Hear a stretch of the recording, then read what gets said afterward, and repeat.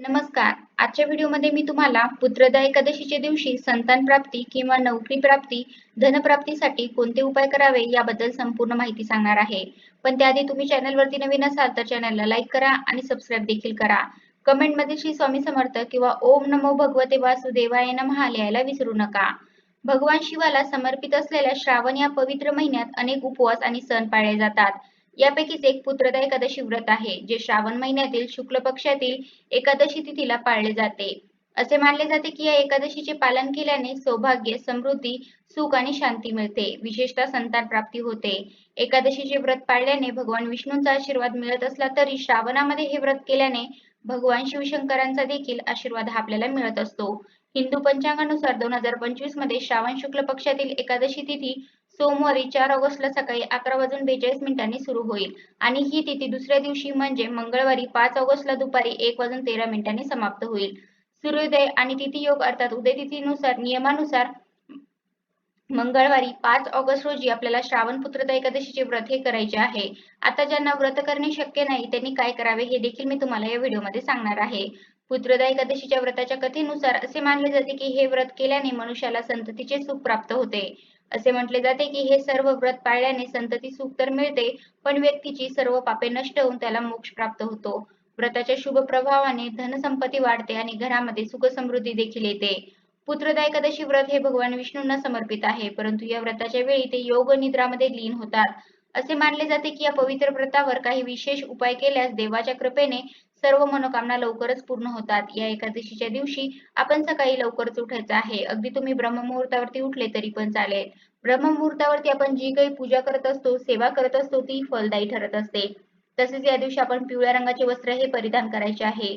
भगवान विष्णूंना पिवळा रंग हा अत्यंत प्रिय आहे. आपण चुकूनही या दिवशी काळ्या रंगाचे वस्त्र परिधान करू नये.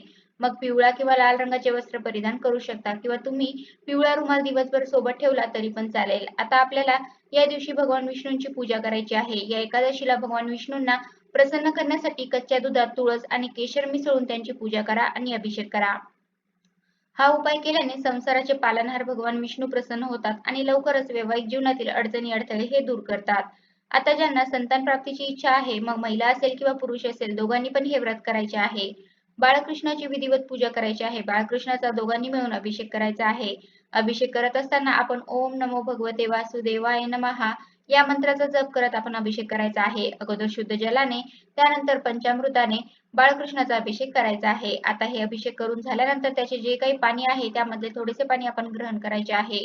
अगदी महिला व पुरुष दोघांनी देखील हे पाणी ग्रहण करावे. यामुळे आपल्याला भगवान विष्णूंचा आशीर्वाद मिळत असतो व पुत्रप्राप्ती होण्याची इच्छा देखील पूर्ण होत असते. तसेच या दिवशी आपल्याला भगवान विष्णूंची विधिवत पूजा करायची आहे. भगवान विष्णूंना आपण पिवळ्या रंगाची फुले तसेच पिवळ्या रंगाची फळे अर्पण करायची आहे. तसेच आपण एक दीप प्रज्वलित करायचा आहे. हा दिवा आपण जो प्रज्वलित करत आहोत त्या दिव्यामध्ये देखील आपण हळदी टाकावी. हळद भगवान विष्णूंना अत्यंत प्रिय आहे. तसेच माता लक्ष्मीला देखील हळद ही आकर्षित करत असते. तसेच आपला गुरुग्रह देखील हळद ही बळकट करत असते. आता आपल्याला एक उपाय करायचा आहे. आपल्याला एक तुळशीपत्र घ्यायचं आहे. तुळशीपत्र अगदी खाली पडलेलं तुळशीपत्र घेतलं तरी पण चालेल, कारण की एकादशीच्या दिवशी तुळशीचं पान हे तोडत नाही आणि तुळशीपत्र हे कधीही शिळ होत नाही. त्यामुळे तुम्ही खाली पडलेलं तुळशीपत्र घेतलं तरी पण चालेल. ते प्रथम स्वच्छ धुवून घ्यायचं आहे. तुमच्या घरामध्ये गंगाजल असेल तर पाण्यामध्ये 2 थेंब गंगाजल टाकायचं आहे आणि त्या पाण्यामध्ये आपल्याला हे तुळशीपत्र धुवून घ्यायचं आहे. त्यानंतर आपण आसन घेऊन बसायचं आहे. एक दीप प्रज्वलित करायचा आहे. आता आपल्याला भगवान विष्णू सहस्त्रनाम हे पठण करायचं आहे. विष्णू सहस्त्रनामामध्ये भगवान विष्णूंची 1000 नावे आहे. मग विष्णवे नमः असं म्हणत म्हणत आपण 1000 नावे घ्यायची आहेत. अगदी तुम्हाला म्हणणे शक्य होत नसेल तर तुम्ही मोबाईलवरती लावून देऊ शकता. तुम्ही श्रवण केले तरी पण चालेल, पण आपल्याला या दिवशी भगवान विष्णूंची विष्णू सहस्त्रनाम हे पठण करायचे आहे. अगदी विष्णू सहस्त्रनाम पठण करणे शक्य होत नसेल तर तुम्ही एकमुखी विष्णू सहस्त्रनाम म्हटले तरी पण चालेल. एकश्लोकी विष्णू सहस्त्रनामामध्ये भगवान विष्णूंच्या पूर्ण 1000 नावांचा उल्लेख एका श्लोकामध्ये केला जातो. आता हे जे काही तुळशीपत्र आहे ते आपल्याला भगवान विष्णूंच्या चरणाजवळ अर्पण करायचं आहे. त्यानंतर तुमची जी काही इच्छा आहे, जी काही मनोकामना आहे भगवान विष्णूंना सांगायचं आहे. अगदी कठीणातली कठीण कोणती इच्छा असो, मग संतान प्राप्ती होत नसेल किंवा विवाह वेळेवरती जुळून येत नसेल, नोकरी मिळत नसेल, जे काही आहे ते तुम्ही भगवान विष्णूंना सांगायचं आहे. बघा तुमची इच्छा, मनोकामना विष्णुदेव हे नक्कीच पूर्ण करतील. तसेच आपल्याला या दिवशी माता लक्ष्मीची पूजा करायची आहे. तुळशी मातेची देखील पूजा करायची आहे. तुळशीजवळ देखील एक शुद्ध तुपाचा दिवा प्रज्वलित करायचा आहे. जर तुळशी माता प्रसन्न असेल तर भगवान विष्णू देखील प्रसन्न होतात असे म्हणतात.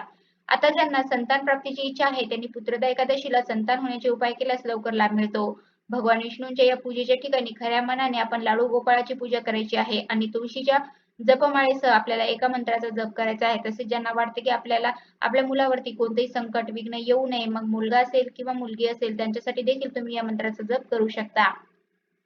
यामुळे भगवान विष्णू हे आपल्यावरती आपल्या मुलांवरती कोणतेही संकट येऊ देत नाही व ज्यांना संतान प्राप्तीची इच्छा आहे त्यांची इच्छा देखील पूर्ण होत असते. तर तो मंत्र असा आहे की ओम देवकी सुत गोविंद वासुदेव जगपते देही मे तनय कृष्ण त्वाह शरणगत. आपण हा मंत्र 108 वेळा म्हणायचा आहे. अगदी 21 वेळा देखील नाही आणि 11 वेळा देखील नाही. आपल्याला हा मंत्र 108 वेळाच म्हणायचा आहे. अगदी म्हणणे अवघड वाटत असेल तर तुम्ही मोबाईलवरती देखील लावून देऊ शकता. तुम्ही श्रवण केलं तरी पण चालेल, पण जेव्हा श्रवण करत असतो तेव्हा आपल्या देवघरामध्ये एक दिवा देखील प्रज्वलित पाहिजे. कारण की आपण जी काही सेवा करत असतो त्याला अग्निसाक्षी असते असं म्हणतात.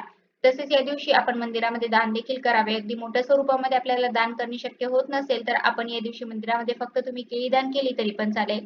आपण केळी घ्यायची आहे ती भगवान विष्णू समोर थोडा वेळ ठेवायची आहे. मग मंदिरामध्ये विठ्ठल रुक्मिणीचं मंदिर असेल किंवा दुसरं कोणतंही मंदिर असेल त्या मंदिरामध्ये आपण थोडा वेळ केळी ठेवायची आहे आणि त्यानंतर ती तुम्ही गोरगरीब गरजूंना दान करायची आहे. यामुळे भगवान विष्णूंचा आशीर्वाद हा आपल्याला प्राप्त होत असतो. तसेच तुम्ही पिवळ्या स्वरूपामध्ये कोणतेही फळ एकादशीच्या दिवशी दान केले तर त्याचे फळे आपल्याला कित्येक पटीने मिळत असते. तसेच या दिवशी आपण संध्याकाळी देखील तुळशीजवळ दिवा हा प्रज्वलित करायचाच आहे. तर अशा प्रकारे आजच्या व्हिडिओमध्ये मी तुम्हाला पुत्रदा एकादशीच्या दिवशी संतान प्राप्ती किंवा नोकरी प्राप्ती, धनप्राप्तीसाठी कोणते उपाय करावे याबद्दल संपूर्ण माहिती सांगण्याचा प्रयत्न केला आहे. कसा वाटला तुम्हाला माझा आजचा व्हिडिओ कमेंट करून नक्की सांगा. धन्यवाद.